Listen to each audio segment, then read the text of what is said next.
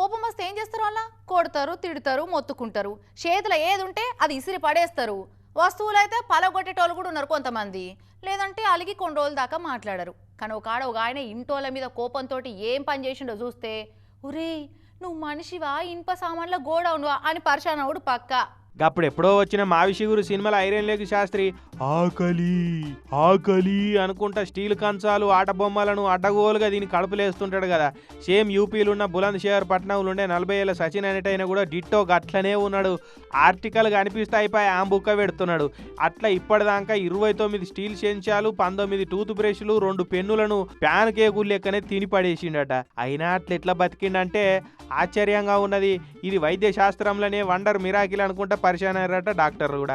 అయితే ఈ ముచ్చట ఏంటంటే సచిన్ అనేటైనా బాగా మందా ఈ గంజాయి కొట్టి బాగా ఏగి అయిపోయిందని చెప్పి ఇంటోళ్ళు తీసుకుపోయి డి అడిక్షన్ సెంటర్లో వేసిరట. నన్ను ఇట్లా ఒంటిగా ఇడిచిపెట్టిపోతారని చెప్పి ఇంటోళ్ళ మీద కోపంతో కనిపించిన చెంచాలు, పండ్లు తోముకునే బ్రష్లు, పెన్నులను చెకోడీలు నవిలినట్టు కర్రకర్ర నవిలి మింగిండట. అయితే గోళీలు మింగినట్టు అవన్నీ మింగితే కడుపుకుంటుందా? కడుపులో ఆయిల్ ఫుడ్ ఎక్కువ అయితేనే జర అంత ఎట్లనో అవుతుంటది. అసోంటిది పెద్ద స్క్రాప్ యార్డే చేస్తే ఎట్లుంటది? అరే వారిది కడుపు అనుకుంటున్నావా, అక్కర్రాని సామాన్లు వేసుకుని అటుక అనుకుంటున్నావా? అనిగానం అట్లా వేస్తే నేను ఏమైపోవాలి రబ్బాయి అన్నట్టు కడుపు కూడా ఏడుసుడు పెట్టిందట. అదే నువ్వు కడుపు నొప్పి పెట్టే వరకు గిలగిలా కొట్టుకున్నాడు. ఇక ఇంటోళ్ళు దవాఖానకి వేసుకపోయారు. ఆడ డాక్టర్లు స్కానింగ్ చేస్తే కడుపులో ఉన్న సామాన్లు చూసి అరే కుమార్ బండి మీద ఉన్న సామాన్ అంతా మీవని కడుపులనే ఉన్నదని పరిచయం అయిపోయారట.